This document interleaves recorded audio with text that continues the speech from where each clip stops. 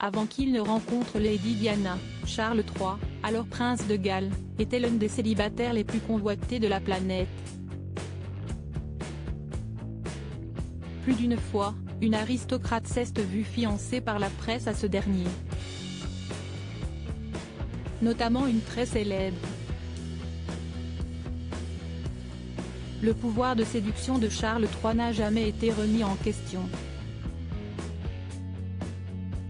En effet, avant que ce dernier ne séduise la princesse Diana, celui qui est aujourd'hui roi, depuis son couronnement le 6 mai dernier, avait déjà fait succomber Camilla Parker Bowles.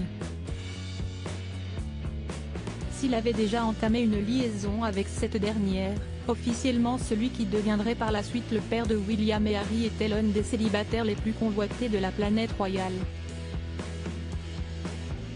Naturellement décontracté, il rencontre du succès non seulement lors des soirées officielles, auxquelles il est tenu d'assister, mais aussi lors de certaines fêtes, au cours de toutes sortes de manifestations, et même sur les terrains de sport, écrit l'auteur de Charles III le Mal-Aimé, édition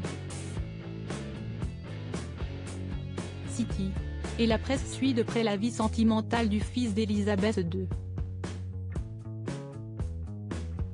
À tel point que ces photos à Balmoral, en Islande ou au ski à Saint-Moritz se sont scrutées, notamment celles où Charles III apparaît avec des aristocrates ou des mannequins. Les tabloïds le fiancent alors avec des princesses étrangères, notamment une qui deviendra elle aussi son épouse virtuelle tant elle semble plaire à la presse, Marie-Astrid de Luxembourg. Pourtant, un bémol empêche la jeune aristocrate de faire la future reine d'Angleterre parfaite. Son charme, son excellente éducation, sa douceur et son illustre naissance qui l'a fait descendre des Nassau sont des qualités indéniables, mais un véritable obstacle si est la religion de la princesse du Luxembourg qui pose problème. En effet, Marie-Astrid de Luxembourg est catholique, ce qui constitue un obstacle véritable en raison de l'acte de 1700 régissant les mariages royaux, apprend-on dans l'ouvrage de Bertrand Meyer-Stably. À cette époque, le prince de Galles fait savoir la difficulté pour lui de trouver la perle rare.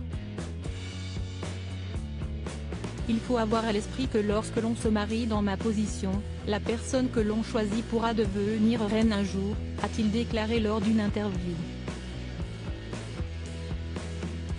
Il est donc nécessaire de préférer quelqu'un capable de tenir cette fonction.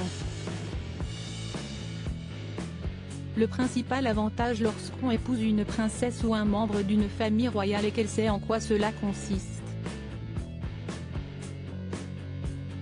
Le seul ennui, si est que j'aimerais épouser une Anglaise ou une Galloise.